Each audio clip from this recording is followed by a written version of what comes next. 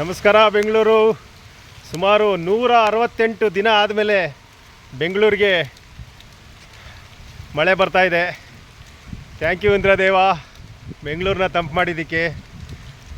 Especially ನಮಗಿನ ಜಾಸ್ತಿ ಖುಷಿ ಈ ಗಿಡಗಳಿಗೆ. ನೋಡ್ಬೋದು, ನಾವು ಬೆಂಗಳೂರಲ್ಲಿ ಈ ಬೆಂಗಳೂರು ಈಸ್ಟ್ ಭಾಗದ ಕೆರೆಗಳಲ್ಲಿ ಸುಮಾರು ಕೆರೆಗಳಲ್ಲಿ ಗಿಡ ನೆಟ್ಟಿದ್ವಿ. ಎಷ್ಟೇ ವಾಲಂಟ್ರಿ ಮಾಡ್ತಾಯಿದ್ರು ಮತ್ತು ಭೂಮಿ ಮತ್ತು ಇದು ತಂಪಾಗ್ತಾಯಿರಲಿಲ್ಲ.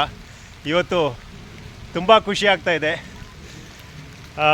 ಎಸ್ಪೆಷಲಿ ಬೆಂಗಳೂರಿನ ಜನ ತುಂಬ ದಿನದಿಂದ ಕಾಯ್ತಾಯಿದ್ರು ಮಳೆಗೋಸ್ಕರ. ಈ ಭಾಗದಲ್ಲಿ ಅಂದರೆ ಬೆಂಗಳೂರು KR Pump ಭಾಗದಲ್ಲಿ ತುಂಬ ಮಳೆ ಆಗ್ತಾಯಿದೆ. ತುಂಬ ಬಿಸಿಯಾಗಿತ್ತು. ಅಟ್ಲೀಸ್ಟು ಸ್ವಲ್ಪ ದಿನಗಳ ಕಾಲ ತಂಪಾಗುತ್ತೆ.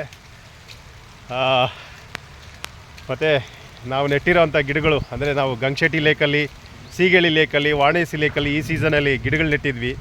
ಅದಕ್ಕೆ ತುಂಬ ಖುಷಿಯಾದ ವಾತಾವರಣ ಸೃಷ್ಟಿಯಾಗಿದೆ. ನೋಡ್ಬೋದು,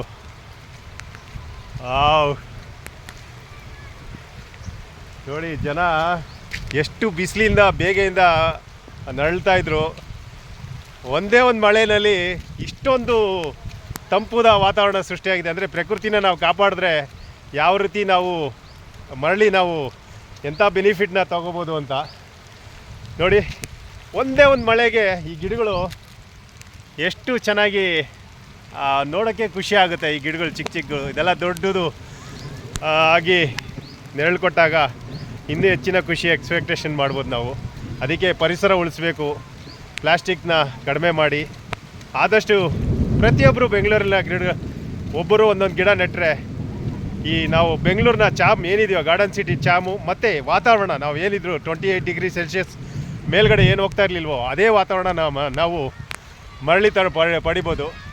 ನೋಡಿ ಎಷ್ಟು ಜನ ಯೂಶ್ವಲಿ ಮಳೆ ಬಂದರೆ ಪಕ್ಕದಲ್ಲಿ ಅಲ್ಲಿ ನಿಂತ್ಕೋತಾರೆ. ಇವತ್ತು ಎಷ್ಟು ಖುಷಿ ಆಗ್ತಾ ಇದ್ದಾರೆ ಇರಲ್ಲ.